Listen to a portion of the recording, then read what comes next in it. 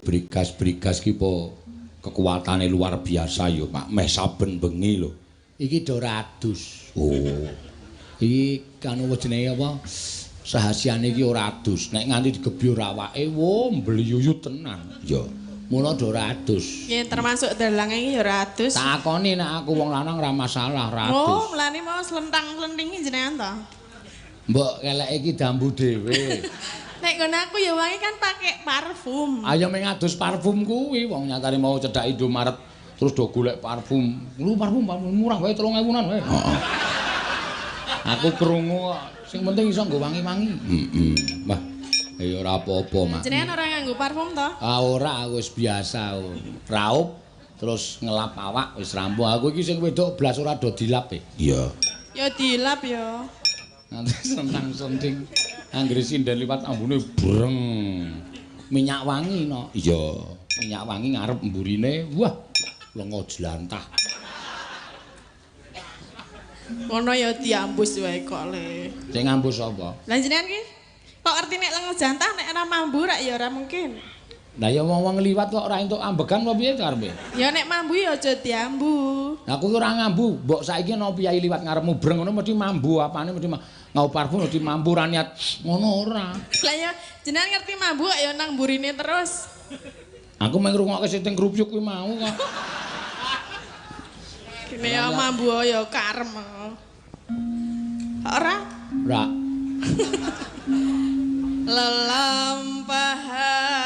Lelampahan kang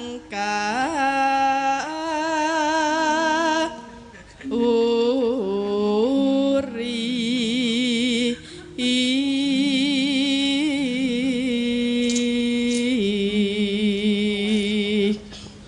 No. tresno tulus. Tulus ki bojone. Oh, jenenge sing lanang Tulus. Heeh.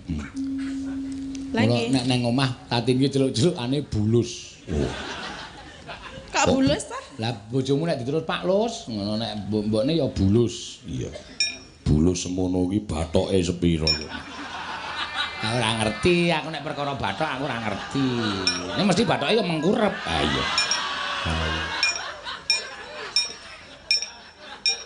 Biar tak bahas ora. Bahas silakan. Ayo tak tandingi. Emangnya tau roh bathokku? Lho. Lah ya kowe duwe ora? Wong aku Nah, upama bulus. Aku tuh bulus kok. Lah kowe bojomu jenenge sapa? Tulus. Lah nek tulus ki nek diundang Pak lho apa? Pak Lus. Nek bul, Bul piye? nek bu. Bul. Nah iya. Nek kan rasa tekan nek bathok barang. Wong aku mung genahke tanggamu kae kok lho. Madosi sinten Pak Seno? Anu bulus napa? Bulus sinten aku? Bu Tulus. Oh disingkat bulus. Iya. Lah nika pun metu nika lho. Grubyo. Iya. Metu saka bathoke ndase siki ini. Ngang ra cedhaki mendelok meneh. Aku ora ndendas kok. Ayo. Iya, bulus. Mula bojomu kon ganti jenenge aja Tulus, kok ndak Ayo kaya nek telah bulus. ket biyen jenenge kuwi. Ayo kon ganti dibancaki neh ora. Bancaki areng ngragati apa piye? Bulus. Heeh. Bulus budek. Ah iya. Ya ora. Bulus budek kok. Iya. Kowe iso ngarani tatin budek kuwi tau jagongan karo aku. Wong loro tau udan-udan. Ya. Ning omahku, tenguk-tenguk kuwi ana gledhek Pak. Duwer ngono aku jingkati tatin ngene. Bledhek sakniki lirih-lirih nggih Pak nggih. Ming mak pletik ngono iki. Iya. Aku tuh, wo cah iki budek berarti. Ya ora lah, pas kuwi pas nganggo headset. Apa? Ya lho, nggo sik ngrungokne musik apa jenenge. Melar apa kupingmu? Ya ora kok. Kok disumpeli? Ngrungokne musik kae nganggo apa jenenge? Wong jagongan kok ngrungake musik Lah, iki. jenengan- Alasan kok ora ketemu nalar. Lho, kan kula kan lagi teko jenengan ngejak omongan aku enggak peduli. Oh, iya. Gitu loh Wis ceritanya. tok diakoni wae ora apa-apa. Ya terus ke. Ya. Nah, apa tekan ndi? Nah, Tekan ndi? tekan ngendi kene iki mau? Ya. Tuntang. Oh ya wis berarti wis rampung gawane iki. Dereng. Ayo terus ke. Eh? Nah, ora. Napa? Ah, wong iki dipancing dienggo mbuktekke budheke ora percaya kok. Panjenengan ya ora jelas lho. Ayo diteruske tembange. Oh, ora nek jelas ngenten niku kula ya krungu. Ha dilebokke nang nggon gamelan. Apane? Gamelan suaramu ki lho dibarengi gamelan. Oh nggih, mengke dereng rampung. Mau kepenak dirasake. Nah. Krungu ora ana supaya kepenak dirasake. Kono ora krungu padahal nganggo tos hitam lho. Apa? Sound system. Tosit, Sound system. Nggon aku jenenge tos hitam. Sound system sak karepmu. Aku ki ra budhek nek jenengan le omong jelas. Jelas aku ya jelas kok. Ngene ora jelas nganggo tos hitam kok ora jelas. Sound system. Ya iki.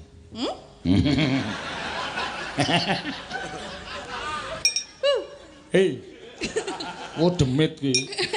Lah piye ta? Dalang kok ngono ku padahal aku kewan ora. Iya. Ya, diteruske. Nggih. Esuk kuwi podang kuning. Niki dereng rampung. Ya teruske. Napa, Pak? Wis to, ngakonono wae men piyai semene iki do ngerti kabeh. Iya. Ngerti napa? Nek kowe iki suda rungon. Ya engko ben do menilai. Tatin, Kula mau teko jam pira? teng mriki Heeh. 7:30. Jujuk ngendi? Mriko niku ngarepan. Daleme sapa? Mboten ngerti. Daleme Pak Lurah. Pak Lurah. Mau rombongan tekan kene jam pira? 7:30. Mau esuk kok. Esuk jam 10. Jam 10 terus nendi? Terus ten mriko nika. Mriko nika ngendi? Ten ngendi to jenenge? Guest house. Waduh. Guest house. Ya wis ngono wae aku mung ngetes karo kupingmu. Oh.